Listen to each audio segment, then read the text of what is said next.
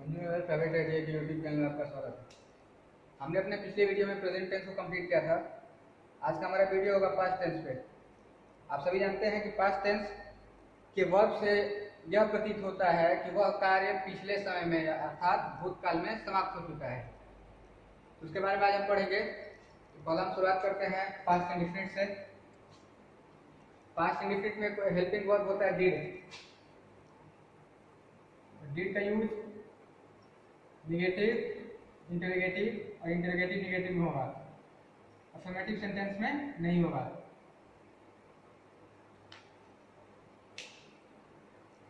Affirmative sentence में subject के साथ V2 लगता है, वर्ब का second form plus object. V1 नहीं लगेगा, V2 लगेगा, वर्ब का सेकंड फॉर्म। जैसे मान लीजिए कोई सेंटेंस अगर दे दे, तुषार ने एक उपन्यास लिखा। तुषार ने एक उपन्यास लिखा, तो इस वाक्य से ही पता चल रहा है कि तुषार ने एक उपन्यास लिखा, मतलब तुषार वो उपन्यास को लिख चुका है, मतलब वो कार्य कंप्लीट हो चुका है पिछले समय में ही। तो यहाँ पे वर्ब का सेकंड फॉर्म लगेगा सब्जेक्ट V2 एंड ऑब्जेक्ट। जैसा कि मैंने आपको पहले बताया कि डिड जिसका हेल्पिंग वर्ब है, ये निगेटिव, इंटरोगेटिव और इंटरोगेटिव निगेटिव में यूज होगा। तो ऐसे अगर इसी सेंटेंस को एक ही ये जो सेंटेंस है इन चारों को बताएंगे तो आपको समझ में आएगा। तो निगेटिव सेंटेंस में क्या होगा, जैसे मान लीजिए सब्जेक्ट डिड नॉट V1। यहाँ जो V2 हम पहले करते आए थे, निगेटिव में, इंटरोगेटिव में, इंटरोगेटिव निगेटिव में V1 का यूज होगा। सिर्फ अफर्मेटिव सेंटेंस में V2 का वर्ब के सेकंड फॉर्म में यूज होगा। अदरवाइज इसके बाद जितने भी सेंटेंस आएंगे, निगेटिव हो, इंटरोगेटिव हो या फिर इंटरोगेटिव निगेटिव हो, उसके साथ हम वर्ब का फर्स्ट फॉर्म यूज करेंगे। जैसे देखिए subject did plus not V1 and object, मतलब कि तुषार ने एक उपन्यास नहीं लिखा, तो लिखेंगे तुषार डिड नॉट, वर्ब का first form right and object A novel. अगला इंटरोगेटिव में होगा did subject V1 and object, मतलब क्या तुषार ने एक उपन्यास लिखा, तो उसका हो जाएगा did Tushar right V1 and object A novel. अब वैसे ही इंटरोगेटिव निगेटिव में क्या होगा, क्या तुषार ने एक उपन्यास नहीं लिखा, उसका हो जाएगा, उसका यहाँ पे होगा did then subject then not V1 and object. Did Tushar not write a novel. आगे देखते हैं इंडेफिनिट में बस ऐसा ही यही है। अब देखते हैं कंटिन्यूअस में। आइए देखते हैं कंटिन्यूअस में। कंटिन्यूअस टेंस से पास्ट कंटिन्यूअस टेंस से उस टेंस का बोध होता है जिसमें भूतकाल में कोई कार्य जारी रहा हो, मतलब जारी है नहीं, जारी उस समय था। पास्ट टेंस में कोई कार्य भी उस समय जारी था। जैसे आप एग्जांपल समझ लीजिए कि हम रेलगाड़ी की प्रतीक्षा कर रहे थे, कर रहे हैं नहीं, कर रहे थे, और कर रहे हैं होता तो प्रेजेंट कंटिन्यूअस होता है। इसमें कर रहे हैं हम रेलगाड़ी की प्रतीक्षा कर रहे थे, मतलब भूतकाल में वह प्रतीक्षा जो करने का कार्य था उस समय जारी था। तो उसका हो जाएगा यहाँ पे अफर्मेटिव सेंटेंस में सब्जेक्ट वाज में, यहाँ देखिए वाज सिंगुलर सब्जेक्ट के साथ यूज होगा, sorry was and were plural subject के साथ।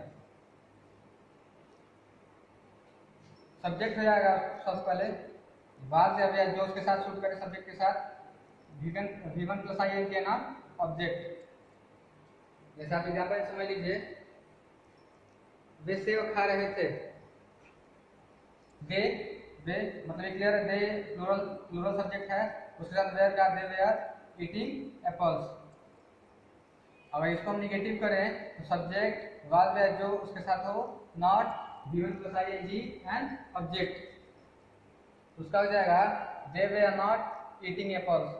ठीक है। इंटरोगेटिव सेंटेंस में क्या होगा, जो हेल्पिंग वर्ब होगा वाज है वो पहले आएगा, फिर सब्जेक्ट आएगा, फिर वी1 जो था ये बिफोर, देन ऑब्जेक्ट। तो यहाँ पर हम इन दोनों आपको प्लूरल सब्जेक्ट बता दिया। अब सिंगुलर सब्जेक्ट पे चलते हैं। क्या वह कक्षा में सो रही थी? क्या वह कक्षा में सो रही थी? ये सी है, सिंगुलर सब्जेक्ट है, क्लियर है। इसके साथ वाज का यूज होगा, was she sleeping in the class. वैसे ही डेरिवेटिव निगेटिव में जब हम आएंगे तो जो उसका हेल्पिंग वर्ब होगा पहले आएगा वाज वेयर, फिर सब्जेक्ट, फिर not, given ING and object.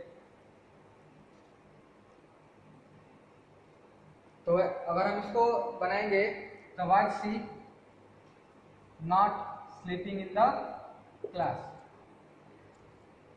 Was she not sleeping in the class.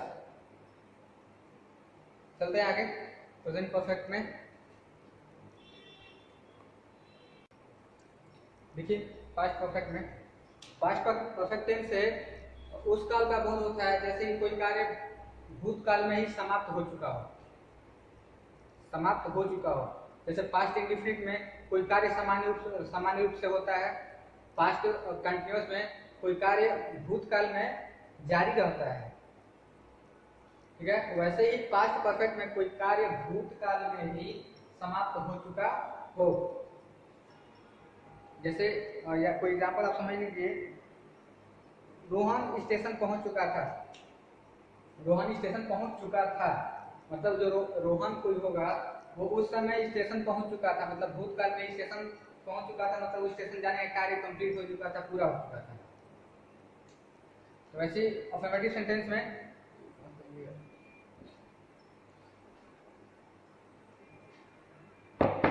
Past perfect में हेल्पिंग वर्ब हैड का यूज होगा। एक ही हेल्पिंग वर्ब होगा हैड, ये सिंगुलर के साथ यूज होगा और प्लूरल के साथ यूज होगा। ये समझने में आसानी का, दो नहीं है जो कंफ्यूजन करे, एक ही हैड का यूज करना है। सब्जेक्ट अफर्मेटिव सेंटेंस के लिए सब्जेक्ट हेल्पिंग वर्ब V3, ये चेंज नहीं होगा, V3 होगा और ऑब्जेक्ट। जैसे एग्जांपल आप समझिए, कोई हम घर बेच चुके थे, हम, ठीक है, helping verb had V3 sold the house, we had sold the house. Negative sentence में subject then helping verb then not V3 and object, we had not sold the house। Interrogative sentence में क्या होगा, जो helping verb होगा वो subject से पहले आ जाएगा, had subject V3 and object. इसका हो जाएगा had we sold the house। Interrogative negative में क्या होगा, आप जानते हैं कि इंटरोगेटिव निगेटिव में जो हेल्पिंग वर्ब होता है सब्जेक्ट से पहले होता है और जो निगेटिव वर्ड होता है वो सब्जेक्ट से बाद होता है। हैड पहले होगा, फिर सब्जेक्ट होगा, फिर नॉट होगा, फिर V3 होगा, फिर ऑब्जेक्ट होगा। Had we not sold the house.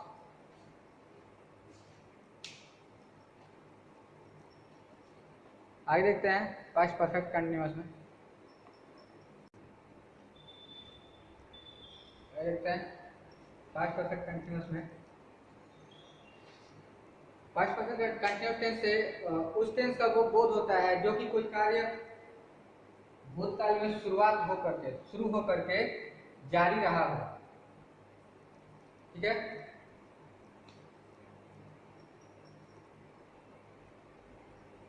जैसे देखिए इसका हेल्पिंग वर्ब हो जाएगा हैड बीन,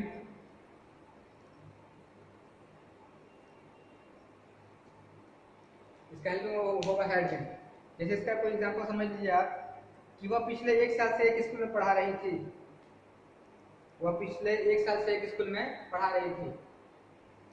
जो भी परफेक्ट कंटीन्यूअस जो भी होगा, प्रेजेंट हो, पास्ट हो या फिर फ्यूचर हो, उसके साथ देखिएगा सिंस या फॉर प्लस टाइमिंग, ये 3 चीजें जुड़ी होंगी हमेशा। और आपको जैसा मैंने पहले प्रेजेंट में बताया था कि सिंस जो होता है निश्चित समय के लिए होता है, फॉर जो होता है अनिश्चित समय के लिए होता है। देखिए अफर्मेटिव सेंटेंस में subject helping verb had been, V1 plus ING before,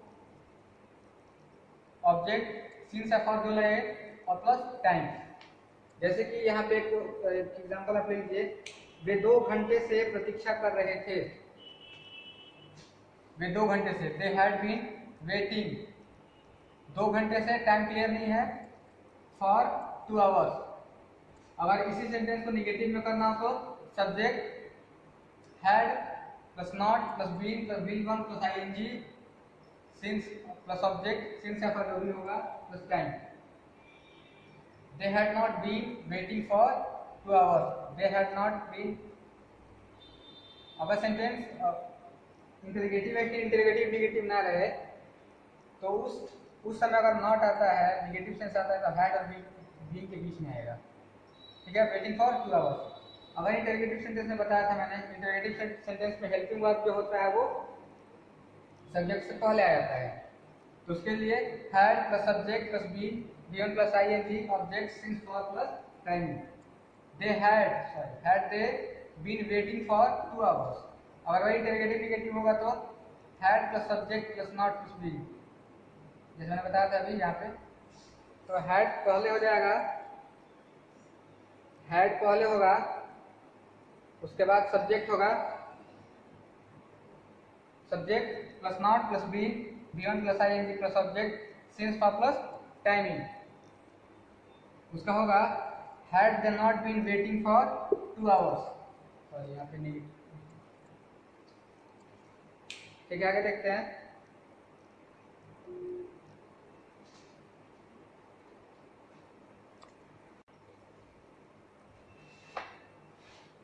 आज हमारा पास्ट टेंस कंप्लीट हुआ। अब अगले वीडियो में हम फ्यूचर के बारे में बात करेंगे, फ्यूचर टेंस कंप्लीट करेंगे, इसे आप कंप्लीट कर लीजिएगा।